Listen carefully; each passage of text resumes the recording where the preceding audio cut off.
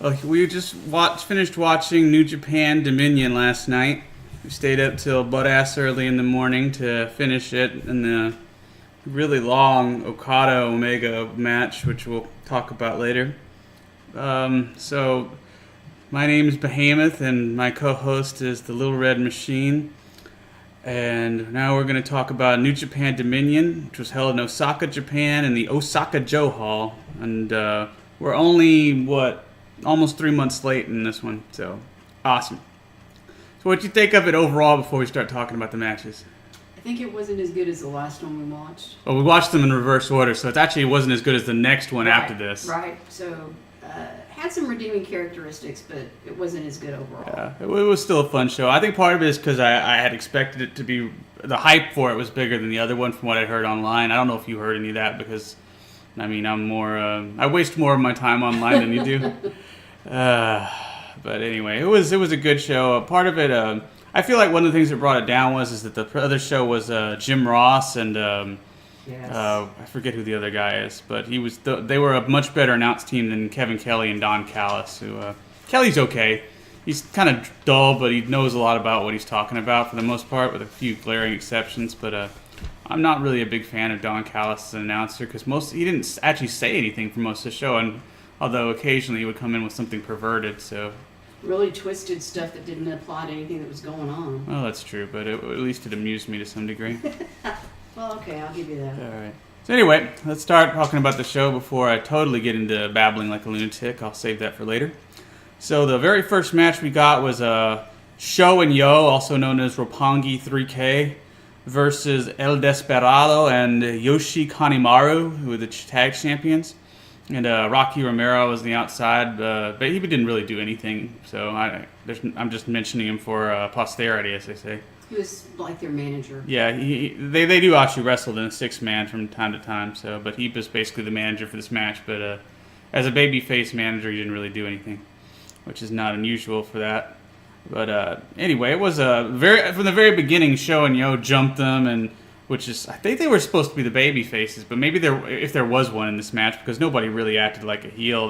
Well, I shouldn't say that. Desperado and Yoshi were cheating fairly often, but nothing really evil. Just typical babyface until the very end when they whipped out the whiskey bottle and hit Sho in the head. That gave me some James Storm flashbacks. Sure did. I kind of liked it. I like James Storm. I miss him. Yeah, I know. That's the only problem with he wasn't even on the show when we watched, was he? No. Oh, that's a shame. Not at all. Oh. Anyway, I don't have a whole lot to say about this match. It was a pretty good opener, a lot of athleticism, and at the end it was a whiskey bottle to the head of Sho by Yoshi, and then you got rolled up by Desperado. And of course it was behind the ref's back. So. Exactly. There was a lot of interference and hardcore stuff on this show, which there was so much of it that I think it kind of took away from each individual part of it, but it was a decent tag team matches, which is kind of unusual. Though it wasn't just that there were a lot on the other show too, but it's just they did like 3 of them in a row to start the show, so it took some of the starch out of it. Yeah, and it just wasn't great, it wasn't bad, it was just a good start of the show. Now the next match was the worst match in the show. It wasn't horrible though. It was just the only person the crowd really gave a shit about was Juice Robinson. God knows why. But the match was Dave Finlay, who's 4th generation Finlay. I'm assuming it's Finlay's son. Who's for anyone who's watched WWE for a while, my name is Finlay and I love to fight. There was no Leprechaun though. Darn it. I know that would have been. I don't like that part. But anyway, so Finlay and Juice Robinson versus our favorite wrestler in the world, Jay White, and Yoshihashi. So what was our official Jay White hair flip count today? 13. That's the lowest I think we've ever seen. But it possibly is because he was on the apron, so he got to flip his hair like 30 times while he was out there, most likely. Yeah, we couldn't see him, so I couldn't count it. I know. So you can't count what you can't see unless you're a wrestling referee. That's right. And unfortunately, we haven't gone to school. Apparently, to be a wrestling referee, you have to put on a mask or something that distorts your vision and then just repeatedly fall over every time anything touches you. That's right.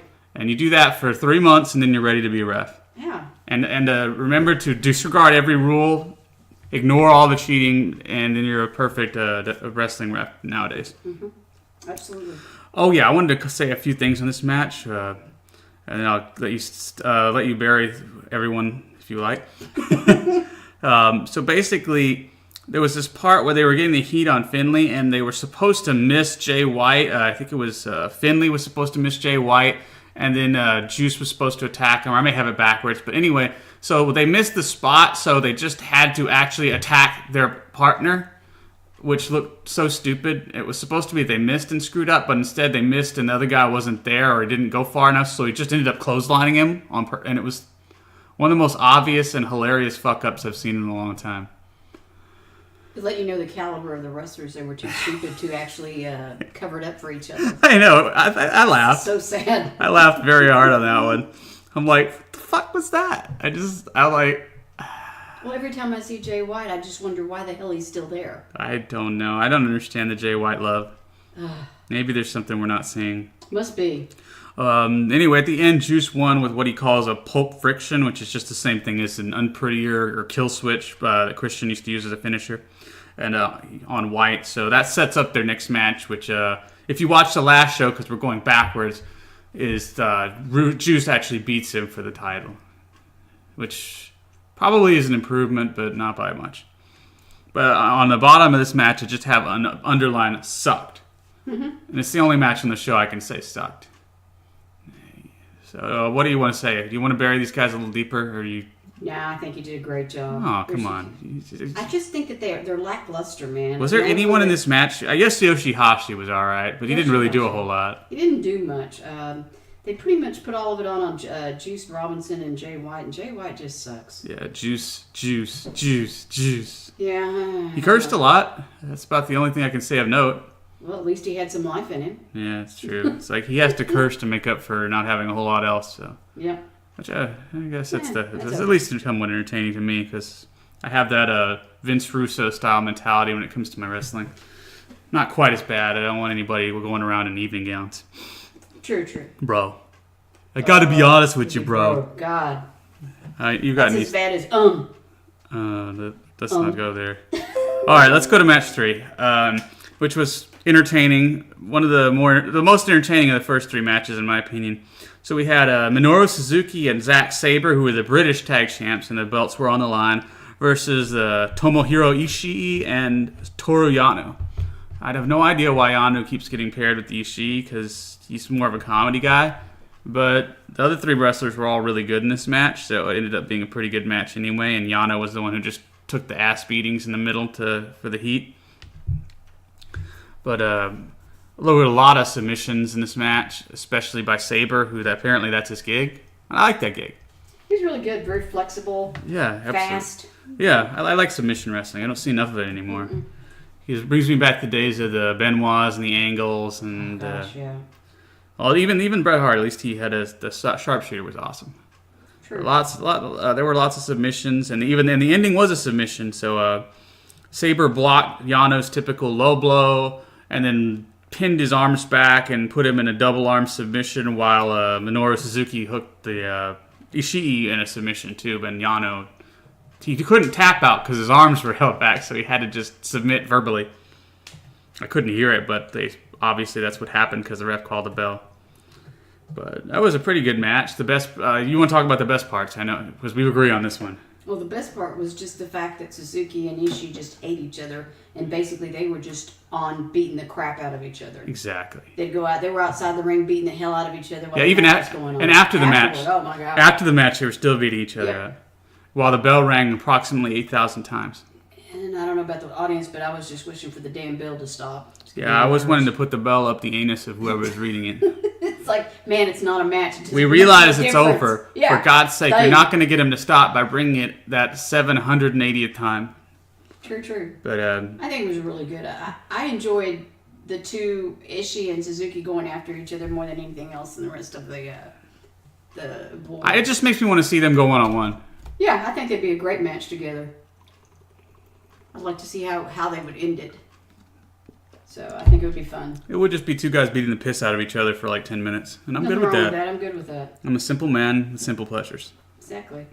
So, match number 4. So we start out by somebody I've not seen before, Tai Chi, dressed up as the Phantom of the Opera, straight out of the book, along with his Muse. his muse, his angel of music. I missed her name. I think it was Miho. Yeah. I may be getting that wrong, so someone can feel free and correct me and tell me I'm stupid later in the comments below.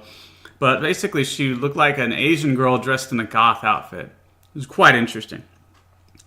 Maybe I'm sheltered and haven't seen that before, but it was definitely different.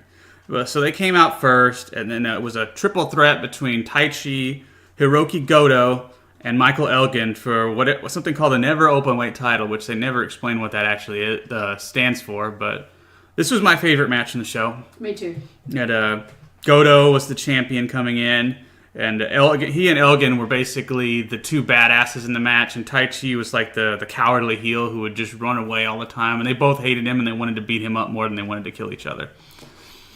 But it was a pretty fun match. Everybody hated Tai Chi, including most of the crowd, although there was a small contingent that liked him. But his outfit was amazing. His wrestling was okay. He was by far the most out of shape in this match. He had some fairly sizable man breasts, although nothing like the pecs of Elgin, his were like tight like a rock. He's amazing. He's lost a little weight, a lot of weight. They said 40 pounds in the match, but they overestimate or underestimate. Yeah. But he lost a lot of all the fat he had the last time we saw him was gone, and he was just fucking mean ripped. And lean, man. Wow. And his one of his pecs was bigger than most of the heads of the other wrestlers. He's a scary looking human being, and he always has been, but he's even scarier looking now. Something just popped up on my computer. I don't know why, but let me get that out of there. Elgin did a sunset flip superplex combo off of the top rope, and it was just amazing because to me, I can't understand how someone that big can execute that move without killing themselves. He does a lot of stuff. He's because he's not that tall, but he looks like a walking wall. Mm-hmm. Brick wall is what I think of when I look at him.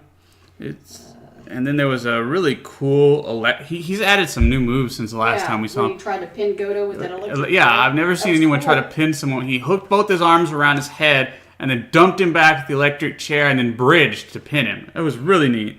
Held it for a significant amount of time. Yeah, and then... easily. I mean, you didn't even look like he was straining. That's what's so... Near the end, Tai Chi tossed his muse into the ring and she distracted the ref while he hit both of them with a microphone, which I thought was a good spot.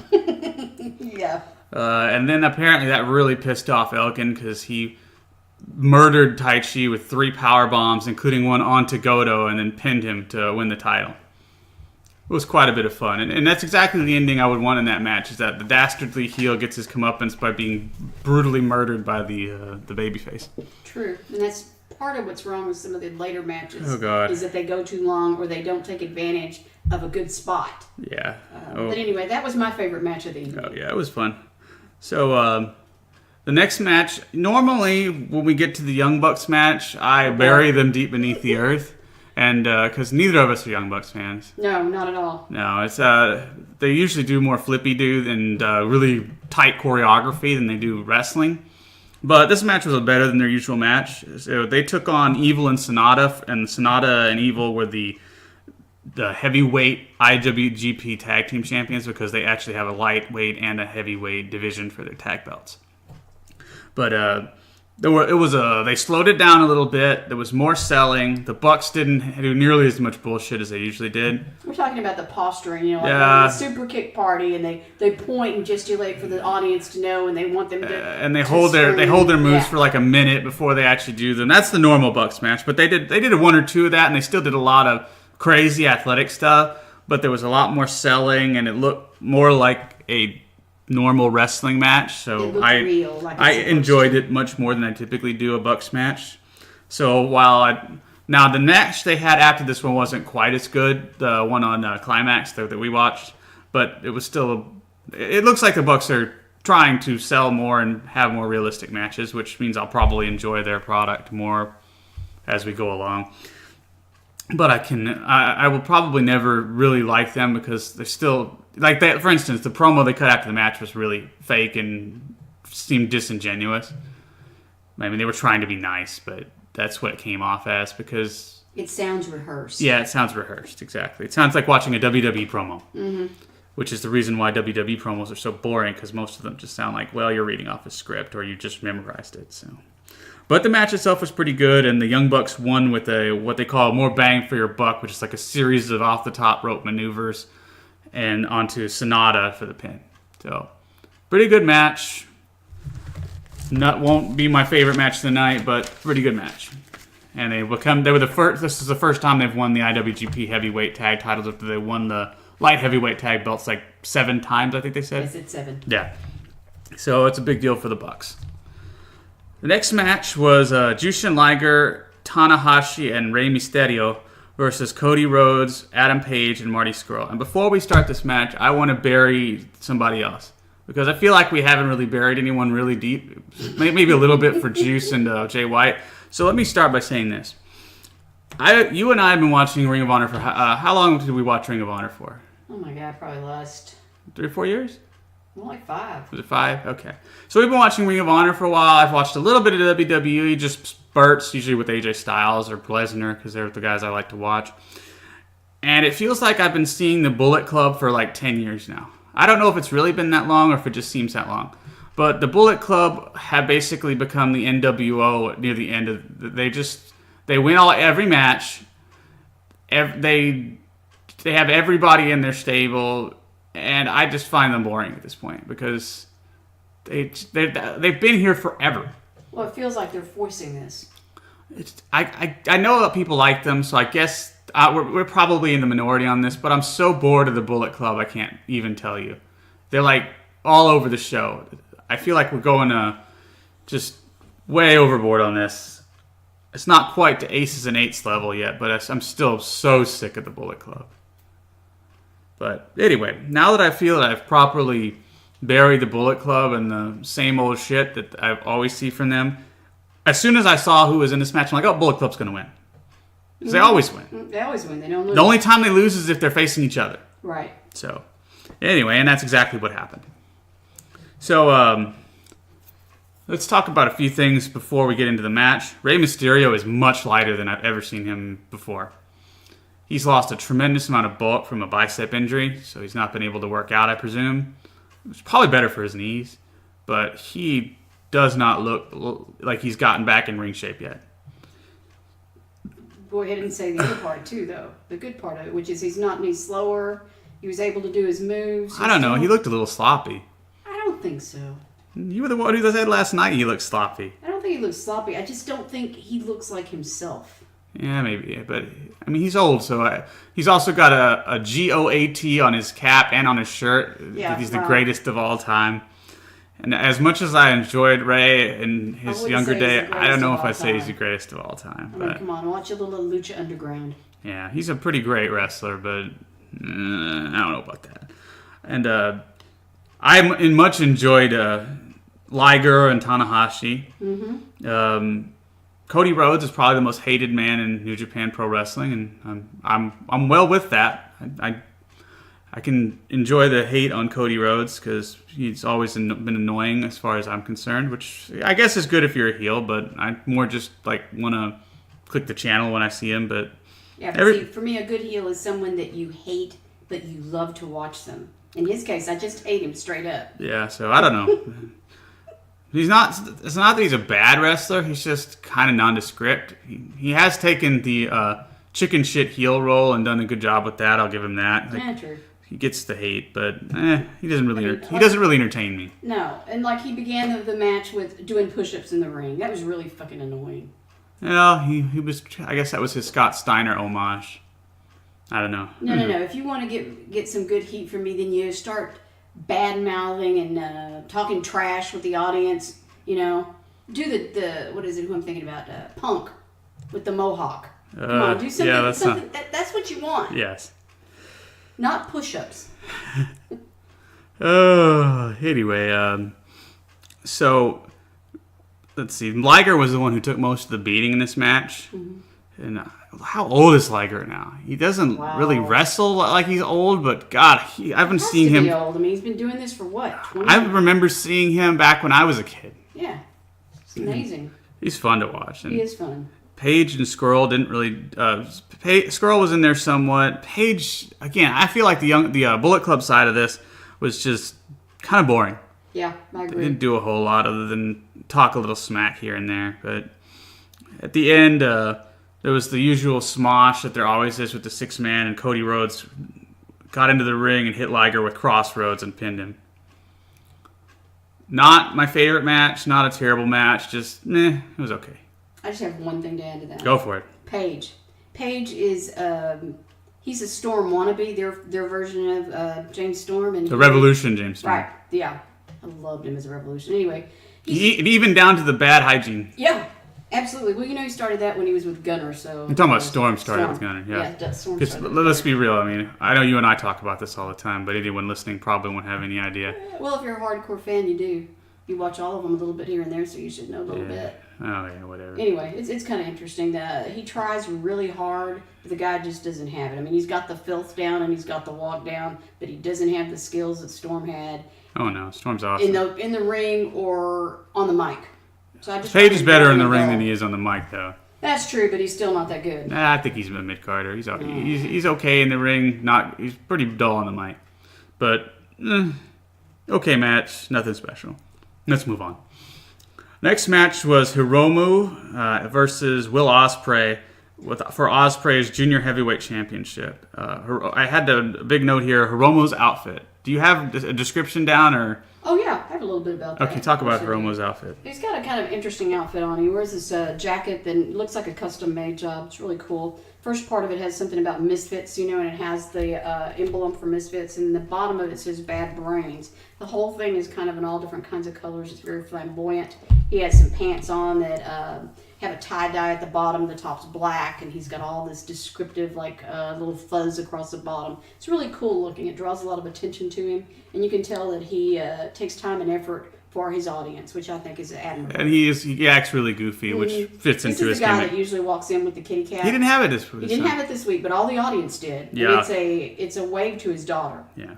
And Will Ospreay, of course, is known for being all kinds of aerial insanity. And this match, he actually did wrestling. And I was happy to see that. Not so much gymnastics. Yeah, I mean, he still did a lot of his crazy stuff, but he actually had some selling and some normal wrestling moves in there. So I was pleased to see that. And of course, they did their usual insane spots, like on the apron. I forget what. Do you remember what it was that they did on the apron? Is it DDT? It may have been. I can't remember. And they did this one where Ospreay did this springboard cross body from the inside of the ring, outside of the ring, over the railing onto That Hiromu. was just amazing. I was just worried he was going to kill himself. Yeah, God. yeah. And they did stuff on the outside, on the floor, all kinds of madness. In between, some pretty good wrestling in the middle. It was a good match. Yeah, and at the end, Hiromu won with this time bomb finisher and pinned him to become the new junior heavyweight champion. That was his second title reign as the junior heavyweight champion. It was good. And he would look like he was having an orgasm looking at his title when he was holding it on the ground after the end of the match, which for Hiromu is probably pretty normal from what I've seen of him a few times. Yeah, he's a little strange. Very strange, and that's a good thing. We want to stand out as a wrestler. Absolutely. He was fun. So the next match was the one that you and I were most looking forward to, which is Tetsuya Naito versus Jericho. Oh, yeah. So Jericho's been screwing with Naito for weeks, jumping him from behind and generally being a miserable asshole, which is Jericho's best role. Absolutely. And this match was for Naito's Intercontinental Championship. Of course, if you follow WWE, you know that Jericho has won more Intercontinental titles than anyone in the history of the company. So he wanted the Intercontinental title for New Japan to, as he put it, add to his collection. So Jericho's a lot older now and not in as good a shape as he is when he's younger, but he's still a fantastic wrestler. So they started this match with basically a long outside street fight segment where Jericho just beat the absolute piss out of Naito for like 5 minutes. Didn't even give him a chance to take his ring gear No, off. he just jumped him immediately and just beat him to a pulp. And even busted open right below his eyeball some blood, which I'm not used to seeing blood in New Japan. But anyway, finally Naito made his comeback and basically did the same thing on the outside to Jericho that Jericho did to him. Looked like he was in control, but they had a lot of back and forth. pretty fun stuff. Mm-hmm. At the end of the match, Jericho manages to get the referee out of the way so he can hit him with a low blow and a code breaker. What did you think about this match? I loved it. Enjoyed the hell out of it. Classic Jericho. Talking trash the whole time he's beating the shit out of the other guy. You know, when he did the DDT on the announcer's table before the ring bell even rung, he's screaming at the guy to ring the damn bell. He took the mic from the announcers and threw it at him and talked trash to him. Oh yeah, he was a jerk to everyone. Yeah, so he really made it fun. Yes. He was trying his best to be an old school heel. Yes, and he achieved it. He was probably the only person that could out heel Naito. So, True. So it was interesting to see that because Naito is normally, I liken him to DX Shawn Michaels in his ability to generally show disdain for everyone and everything. The whole time that he's got Naito pinned, he is talking to him and telling him, go ahead, give up, ask him to give up the match. You're talking about us, not when he had him pinned, when he had him in the Walls of Jericho. In the Walls of Jericho, right. It was pretty funny. Yeah, tap out in the middle. Yeah, tap out in the middle. I thought it was hilarious. I was like, what the hell? Yeah, so Jericho now has the Intercontinental title from New Japan, along with, I think he had 9 titles in WWE. Mm-hmm. So. And he won it as a heel. Yes. Low blow and then the code breaker. Yeah, we said that. And even afterward, Jericho kept beating him up. Before Evil, who was part of the Los Ingobernables de Japón stable with Naito, chased him away. So presumably, I guess Jericho and Evil is going to be the next match, maybe? I think so. I think that'd be a pretty good match. I think so too. Because I like both of those guys quite a bit. And now we are on to our main event. And I'm going to preface this by saying that neither of us really cares that much for Kenny Omega, although I think you like him a lot less than I do. I can't stand him. I think he sucks. Yeah. At the very beginning of the match, we saw a takeoff where Omega and his trainer, Ibushi, were doing an Infinity War takeoff that's saying that what did it cost you? And he said, everything. Yeah. It was really cheesy. But so Okada has been the IWGP champ for 719 days coming into this match. This is the third time that Omega is facing him, and it's a 2 out of 3 falls match with no time limit, which became quickly apparent because, oh my God, did they wrestle forever. And for most of it, it was pretty good. I liked it. So I'm going to give you the floor to tell you about what you did not like about this match, and if you want, you can talk about what you liked about it too. So tell me why you were bored during this match. I think Omega is real lackluster. He's flat. He has little, if any, inflection when he's talking about what's going on in the ring or how he feels about things. He doesn't have passion. So when you match him against some of these folks like Jericho, Okada, I can't understand what they're saying in Japanese, but I can tell you that they're passionate about it and they're determined. I can't say the same thing for Omega and he's talking in English. Okay? That's my beef. And I don't think he's that great in the ring. I think he's good, but I don't think he's great. He doesn't have the charisma that the other champions do. So he pales in comparison, very much so. And everybody makes a big hype over this guy, and I keep looking for why. Yeah, I've heard the best wrestler in the world many times talked about Kenny Omega, especially online, and I don't see that. Truly, I don't like Cody Rhodes any better than I do Omega, but if you're going to talk about wrestling, Rhodes is better. See, I prefer Omega over Rhodes. Rhodes is better. Rhodes has a better milking reactions out of the crowd as far as a heel. But here's the thing about this match. I'm not going to talk anymore about Omega because we're not that far off in how we see him.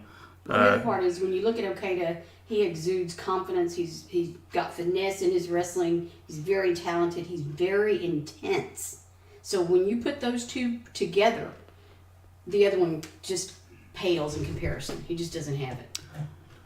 So this match, let me talk about why I like this match, but I'm also going to preface that because I think it was a great match for the first 40 minutes. And I felt like it went about somewhere between 5 and 10 minutes too long. That said, it was a pretty damn good match. It was, especially early on, when they were just trading moves back and forth. They started slow because they knew they were going to go forever. So I think the final match went about just a hair over an hour. So they knew they were going to have to pace themselves early on. And then by the end of it, they were both exhausted, which makes sense because they were doing a lot of different stuff. So with all that said, I'm going to go over what happened. So the First fall was won by Okada. He did a leverage pin, which basically looked a lot like what Shawn Michaels did to Chris Jericho at WrestleMania 19, for any of you nerds who follow along like I do. It was a leverage pin that was a counter to a crucifix. And then the second fall, Kenny won with the one-winged angel. And then the third fall, they did a whole lot of stuff. A whole lot of their finishers. Like Okada hit like 3 Rainmakers, and which didn't have the full snuff. That was the story, which made sense because they're both tired. Kenny Omega the match should have ended when Kenny Omega hit his one-winged angel out of nowhere, really fast, like really smooth, really fast. That would have been the best way for me. It was about they had about 5 on a high note. Yeah, it would have been like, holy shit, he just hit it out of nowhere, and then but they had 5 more minutes, and I'm like, that would have been the best way to end it, and I would have ranked it higher. Right. I would have said it was a great match instead of what I think is just a good match. Although I could see an argument for it being a great match, but I just felt like it drug on too long at the end for it to be great, in my opinion. But you know what they say about opinions. So if you loved it, great. I'm not a fan of Omega for a lot of the same reasons you are. Although I think he's, pretty good in the ring, except for his punches suck. His character is not. I don't find that convincing. A lot of his facial expressions are kind of like Randy Orton syndrome, where they don't really match what he's saying or what he's trying to express. But he hits all the moves well. It's kind of like I likened him when we were talking yesterday. He's like a robot who doesn't understand psychology, but can hit all the moves beautifully, except for punching. But his forearms are okay, so he really should just do more forearms and less punches. Who am I to criticize wrestlers? But that's just my opinion, because it looks better. True. Looks more crisp. But it was a pretty good match. Okada's great. My complaint is, here's why I say it went too long. Let me be more specific. Okada, the last 5 minutes of the match was Okada going for the Rainmaker over and over and over and over and over again, and Kenny Omega countering it over and over and over and over again. And then Okada hit it like 3 times, didn't try to pin him, and then Kenny Omega countered it again, hit him with the one-winged angel. Then they went on another 5 minutes, just keep going, and finally hit him with another one-winged angel, which is like basically gets him up on his shoulders and then drops him down with like a kind of cradle pile driver, basically. That's the best way I can describe it. And then finally Kenny pinned him. When he hit the first counter one-winged angel out of nowhere, to me, I again say that should have been the pin. I would have had a much higher opinion of the match because that looked fucking awesome. And Kenny hit like a million, what he calls a V-trigger, which is just a knee strike from different angles, which looked good, but you could tell by the end of the match they'd run out of things to do because they'd done everything. They even pull out a Styles Clash, Kenny Omega onto Okada. I can tell. I will say one thing about Omega, he has a very deep set of moves. Okada does not have as many moves, but I think he's more convincing overall in the way he does things. So that's why I'm an Okada fan, because he looks like a champion, he acts like a champion, he wrestles like a champion. And that's why it would have been more credible for it to have gone the way you described, because this guy's held the title for 719 days. Really? Make it believable. He's held it all this time, so he's obviously very talented. Yeah, and I'm a strong believer in you end on a high note. And I think that was the coolest part of the match, was as far as for Omega, was hitting his finisher totally out of nowhere. And that would have been, I popped for that, and I don't really pop for most of Omega stuff. So that would have made it a great match in my opinion, but still a good match, good show. Only thing I hated was, and I hate is too strong, Finlay and Robinson versus Jay White and Yoshihashi I was bored.